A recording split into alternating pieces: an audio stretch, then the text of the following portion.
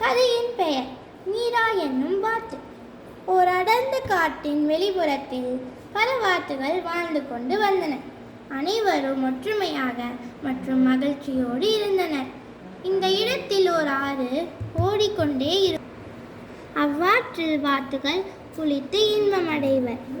அவ்வாற்றின் அருகில் பல உயரமான மரங்கள் மற்றும் புல்வெளி இருக்கும். அனைத்து வாத்துகளுக்கும் நண்பர்கள் இருந்தனர். ஆனால் மீராவை தவிர. அவளுக்கு நீச்சல் வித்தைகள் பல தெரியும்.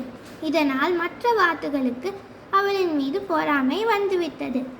ஒரு நாள் மீரா அடர்ந்த காட்டிற்கு சென்று பெரிகளை பறித்து கொண்டிருந்தாள். அப்பொழுது கால் தடுக்கி கீழே விழுந்து விட்டாள். அதே வழியில் புலி ஒன்று நடந்து கொண்டிருந்தது. மீரா ஒரு பெரிய பாறையின் பின் மறைந்து கொண்டாள். புலி சென்ற பிறகு விரைவாக வெளிப்புறத்திற்கு ஓடினாள்.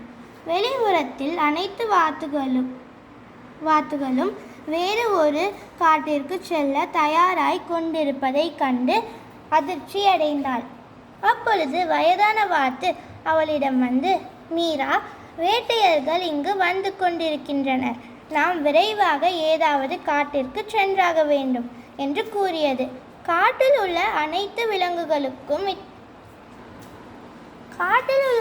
விலங்குகளுக்கும் இத்தகவல் தெரியுமா என்று கேட்டாள். அதற்கு அவ்வயதான வாத்து, தெரியாது. பிறகு அவர்களிடம் கூறுவது நம் வேலை இல்லை அல்லவா என்று கூறிவிட்டு அதன் பயணத்தை தொடங்கியது. மீரா குற்ற உணர்வில் மூழ்கினாள். நான் அவ்விலங்குகளுக்கு இத்தகவலை கூறாமல் விட்டால் மனிதர்கள் அவர்களை வேட்டையாடி விடுவர்.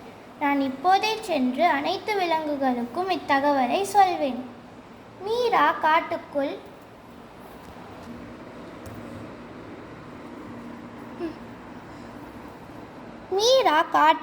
ஓடினாள்.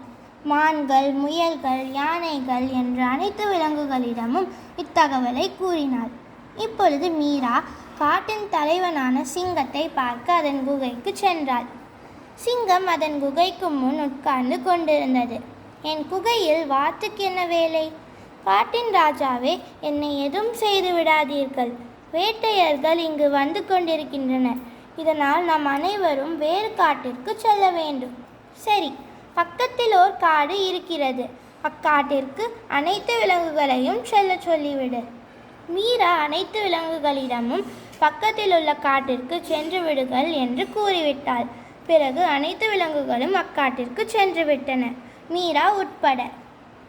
அனைத்து விலங்குகளும் மீராவிற்கு நன்றி கூறி அவளிடம் நட்பு கொள்ள விரும்பினர். மீராவிற்கு இப்பொழுது பல இனங்களிலிருந்து பல நண்பர்கள் உள்ளனர். நீதி: நல்ல உள்ளம், நல்ல பண்பு உள்ளவர்களுக்கு இறுதியில் இன்பமே. என்னுடைய கதையை கேட்ட அனைவருக்கும் நன்றிகள்.